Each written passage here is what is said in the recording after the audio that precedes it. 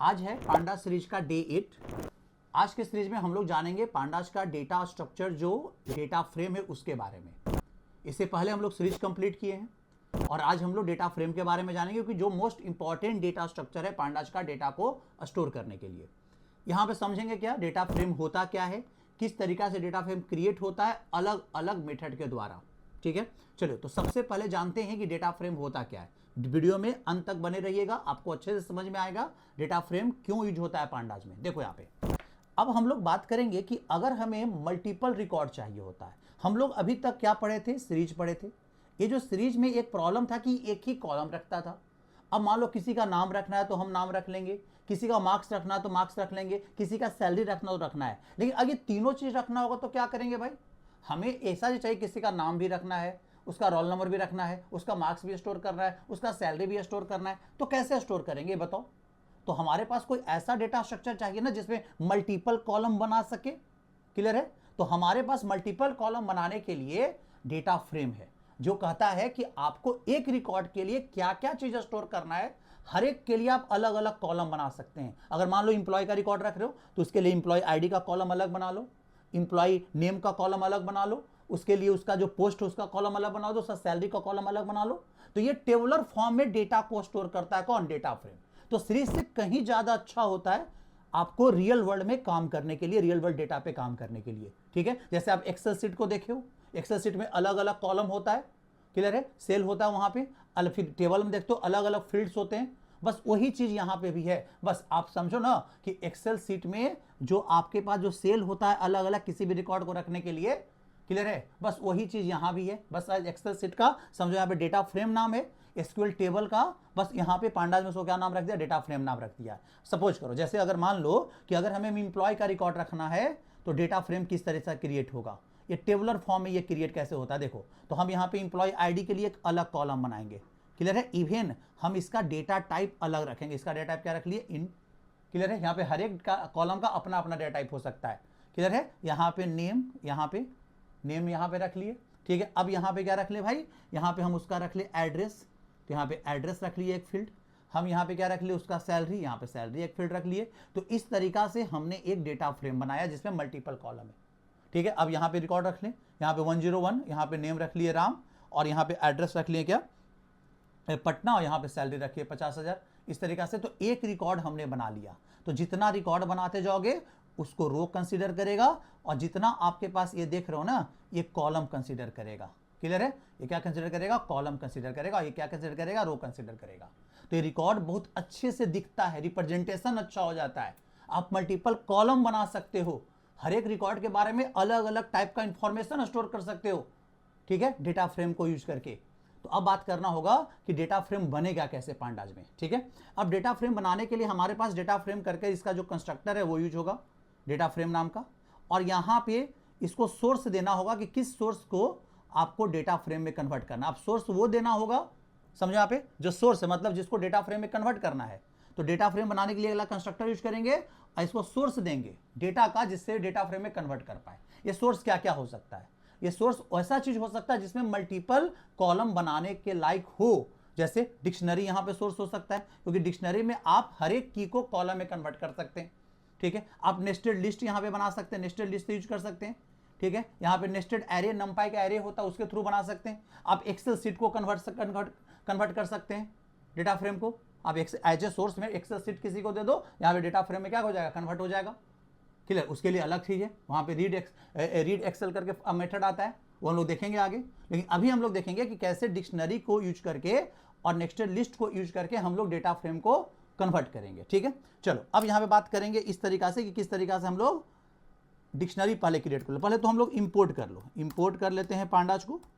ठीक है, pandas H PD. अब यहाँ पे समझो चीजों को, एक डिक्शनरी बनाते हैं इंप्लॉय नाम का, ईएमपी नाम का डिक्शनरी बना लिए।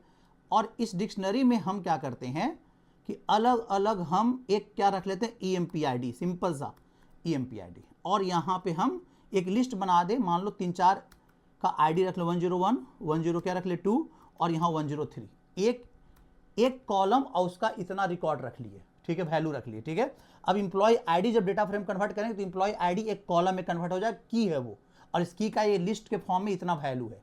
अब यहाँ पे क्या रख लिए, नेम रख लिए। अब नेम जो है यहाँ पे की बन गया। अब 101 का नाम क्या है, राम। यहाँ पे 102 का नाम क्या है, मोहन, ठीक है। और 103 का नाम मान लो रोहन है। इस तरह से हमने रख लिया यहाँ पे, ये दूसरा हो गया। अब मान लेते हैं कि हर एक इंप्लॉय का हम सैलरी स्टोर कर ले, सैलरी, ठीक है। तो अब यहाँ पे सैलरी के लिए रख लेते हैं। यहाँ पे मान लीजिए राम का जो सैलरी है वो है यहाँ पे 50,000 इस तरीका से। अब यहाँ पे इसका जो सैलरी है वो है 34,000 इस तरीका से। और यहाँ पे इसका जो सैलरी है 56,000 इस तरह से सैलरी स्टोर है। मान लो यहाँ पे 3 है। अब इसको जब डेटा फ्रेम में कन्वर्ट करेंगे तो कैसे करेंगे, पहले ये देखो। आपको लिखना डेटा फ्रेम का नाम कुछ भी रख सकते हो, डेटा फ्रेम है तो हम नाम क्या रख लिए, डीएफ रख लिए। क्लियर है। डीएफ इक्वल टू हम क्या लिखेंगे, लिखेंगे क्या, PD dot data frame, data frame. और यहाँ पे सोर्स देंगे क्या, जो ईएमपी जो डिक्शनरी है इसमें जो रिकॉर्ड है, इसमें जो डेटा है, इसको डेटा फ्रेम में कन्वर्ट करो। कैसे कन्वर्ट करेगा, इंप्लॉय आईडी को एक कॉलम बनाएगा, उस कॉलम का वैल्यू कितना होगा, 101, 102, 103। नेम एक कॉलम बनाएगा, उसका वैल्यू कितना होगा, राम, मोहन और रोहन। और सैलरी का वैल्यू हो जाएगा अपना अपना। अब देखो यहाँ पे, अब प्रिंट करा के यहाँ पे देखो किसको, डीएफ को। अब देखो तो यहाँ पे डेटा फ्रेम आपका कन्वर्ट हो गया। देखो यहाँ पे आप जो विद्यार्थी था, जो आपने जो रिकॉर्ड रखा था डिक्शनरी के फॉर्म में इंप्लॉय का, देखो यहाँ पे आ गया ना। तो इस तरीका से आप बना लो। अगर यहाँ पे देखो एक रिकॉर्ड और बढ़ा लेते हैं, यहाँ 10 कितना डाल दे, 4।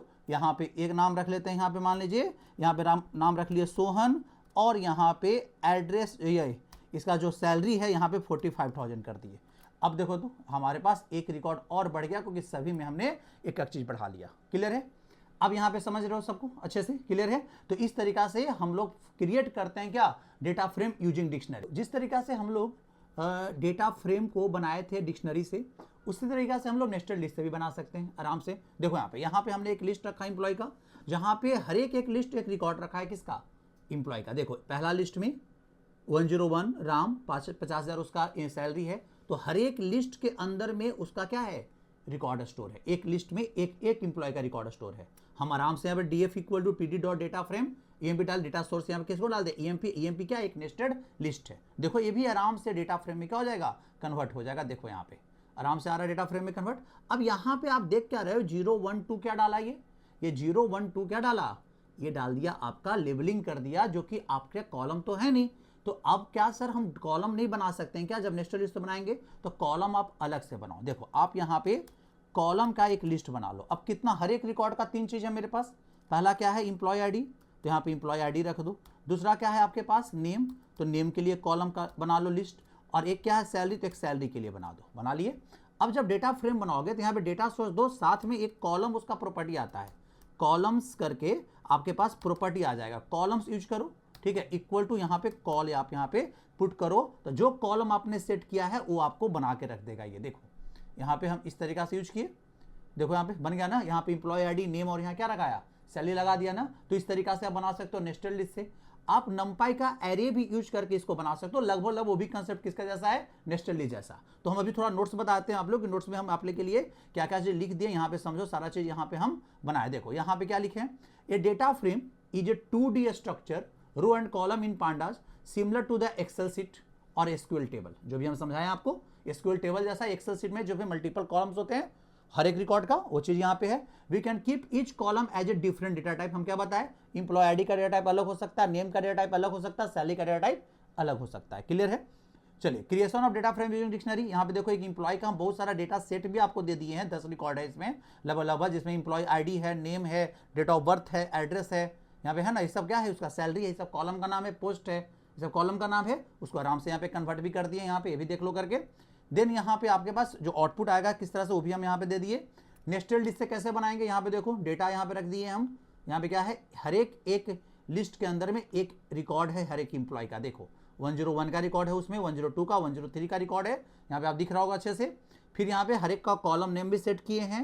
यहाँ पे बनाते समय क्या किए हैं, पीडी डेटा, जो मेरा डेटा सोर्स है जिसको हमको डेटा फ्रेम में क्या करना है, कन्वर्ट करना, वो भी दे दिए। कॉलम्स इक्वल टू कॉलम्स रख दिए। क्लियर। डेटा फ्रेम आप प्रिंट करा लो। यहाँ पे देखो creating a data frame using A नंपाई array, आप लोग बनाना, ठीक है। देखो यहाँ पे एक एरे बना लिए हैं, जहां पे आपके पास एरे के अंदर एरे है। यहाँ पे देखो एक एरे है डेटा के अंदर, जिसमें एक रिकॉर्ड है, दूसरे में एक और रिकॉर्ड है, तीसरे में एक और रिकॉर्ड है। आराम से जैसे आप लिस्ट को बनाए, देखो यहाँ पे बना हुआ है, आराम से इसको भी कन्वर्ट कर सकते हो। प्रॉब्लम यहाँ क्या है, यहाँ पे समझो, यहाँ पे नंपाई का जो एरे होता है वो सिमिलर टाइप ऑफ डेटा रखता है। यहाँ पे मिक्स है, देखो यहाँ पे 101 यहाँ पे इंटीजर है, यहाँ पे क्या है अमित क्या है स्ट्रिंग है, ये क्या है स्ट्रिंग है, दिल्ली स्ट्रिंग है, आईटी स्ट्रिंग है, डेवलप आइए फिर से यहाँ पे स्ट्रिंग आ गया, ये इंटीजर आ गया। तो यहाँ पे वो कन्वर्ट कर देगा एक ही डेटा टाइप में जो कि क्या होगा स्ट्रिंग होगा। क्लियर है, जो कि क्या होगा स्ट्रिंग होगा। सभी कॉलम का डेटा टाइप स्ट्रिंग हो जाएगा। हाँ, बनाने के बाद इसको हर एक कॉलम का डेटा टाइप आप बदल सकते हो, जो कि हम लोग डेटा मैनिपुलेशन जब करेंगे उसमें बताएंगे ही आप लोग को किस तरीका से। अभी आपने सीखा टोटल डेटा फ्रेम बनता कैसे है अलग अलग डेटा सोर्स से।